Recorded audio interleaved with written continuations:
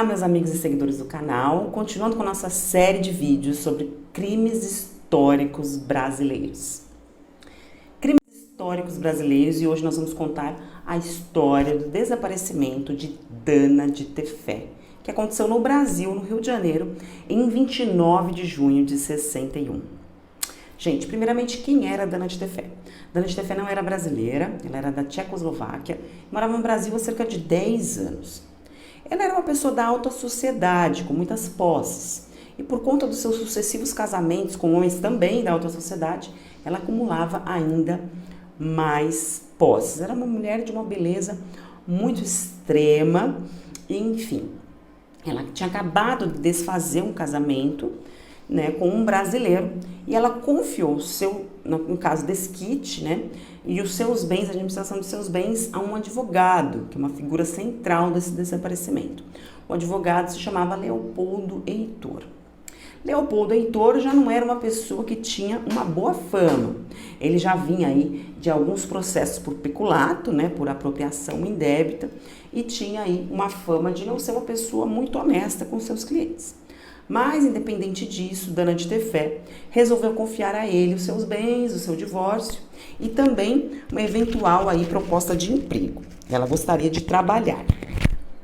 E aí, esse advogado, Leopoldo Heitor, disse a ela que havia uma proposta de emprego para ela em São Paulo.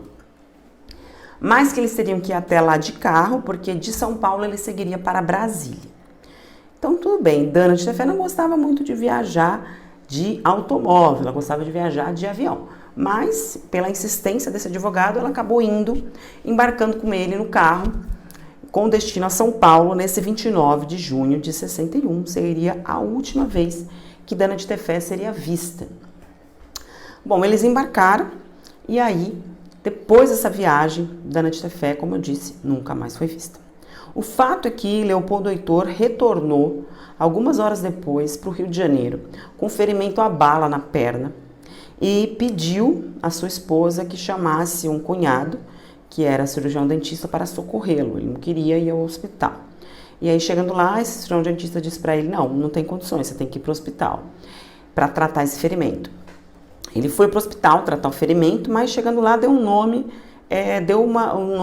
diferente do dele. Na verdade, ele inventou um nome ali, deu um nome falso, e deu entrada no hospital, e aí pediu aos médicos que não comentassem com ninguém sobre o caso. E Dana de Tefé nunca mais foi vista. Após alguns dias, né, questionado sobre onde estava a Dana pela sua amiga de nome Marisa, Leopoldo Heitor apresentou a primeira versão sobre os fatos.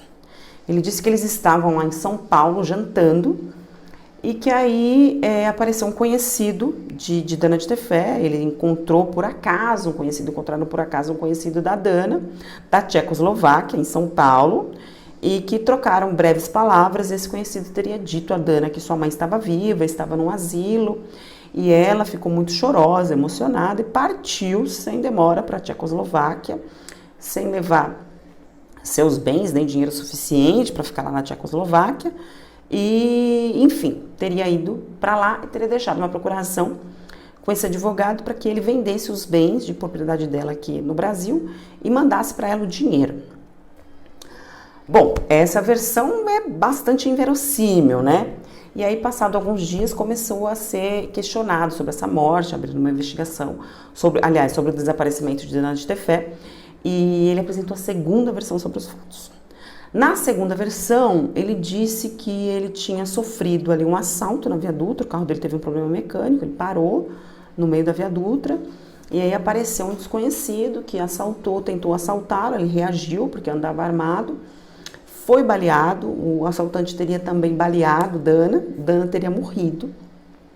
Ele retornou com o corpo de Dana no seu carro e levou o corpo de Dana a um conhecido e pediu para que o conhecido desse fim no corpo, porque ele sabia que se ele voltasse com aquele corpo dentro do carro, ele seria acusado do homicídio dessa mulher, da Dana de Tefé. E aí, mas também não revelou quem era o conhecido que teria dado fim no corpo, e também nem onde estaria enterrado os restos mortais de Dana de Tefé. Essa versão, é claro, o investigador do caso, o delegado do caso, não acreditou e aí ele acabou sendo processado.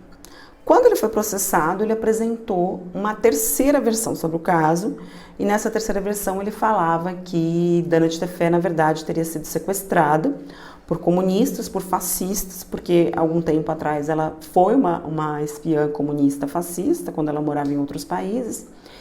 E esses comunistas ou fascistas teriam ameaçado ele também, por esse motivo ele jamais revelou esse sequestro. Enfim, fato é que perante a justiça, na primeira oportunidade, ele foi condenado exemplarmente. Mas ele conseguiu anular, ele foi preso, fugiu da cadeia, conseguiu anular esse julgamento, esse primeiro julgamento, e foi novamente julgado. Na verdade, ele foi julgado 3 vezes por esse crime perante o júri popular, no tribunal do júri. Mas ele sempre conseguia com que esse júri fosse realizado em Rio Claro, que é a cidade que ele tinha, Rio Claro, no Rio de Janeiro, tá? Que ele tinha, vamos dizer assim, uma boa reputação, muitos amigos, e aí ele acabava sempre sendo absolvido no tribunal do júri. Então ele foi julgado 3 vezes por esse caso, pelo corpo nunca ter sido localizado, pela falta de materialidade, ele conseguiu colocar um júri ali em dúvida e foi absolvido por esse crime. Depois que ele saiu da cadeia, ele voltou a advogar, viveu durante muitos anos. Ele faleceu no ano de 2001 e junto com ele, gente, ficou o mistério sobre o corpo, o desaparecimento e o paradeiro de Dana de Tefé. Jamais foi localizado o corpo dele. Durante as buscas, o corpo dela, durante as buscas foram localizadas ossadas em uma fazenda dele, uma chácara dele, porém, logo depois descobriram que se tratava de ossada de bicho e não de gente. E durante as investigações também foi localizada uma mão feminina com unhas pintadas de vermelho, coincidentemente, mas não conseguiram identificar se aquela mão pertencia ou não a Dana de Tefé. Essa mão estava dentro do chiqueiro de porcos. Então, alguns dizem que ele pode ter matado Dana e dado seus restos mortais para os porcos. Há várias teorias sobre o caso. Mas outras nuances importantes desse caso e que ficaram marcadas também na época, ganharam aí as páginas dos jornais, é que 2 meses após o desaparecimento de Dana, o advogado foi morar no apartamento que pertencia a Dana, com os pertences de Dana, com as joias de Dana ainda lá dentro do apartamento. A esposa dele na época chegou a ser vista com as joias de Dana de Tefé. Mas enfim, após esse grande embate jurídico aí, ele não revelou o que aconteceu na noite de 29 de junho de 1961. E esse é um caso, então, brasileiro sem solução. Espero que vocês tenham gostado, deixei bastante imagens aí no decorrer do vídeo sobre o caso. É um caso antigo, mas histórico. Então, se você gostou desse vídeo, curta, comente, compartilhe com seus amigos, se inscreva no canal. Eu vou trazer muitos outros casos aí brasileiros históricos para relatar para vocês, para a gente fazer uma analogia com o direito penal de ontem, o direito penal de hoje, a criminologia, né, as evidências que poderiam ser levantadas e não foram levantadas à época e a evolução do direito penal brasileiro. Espero que vocês tenham gostado. Até o próximo vídeo. Muito obrigada.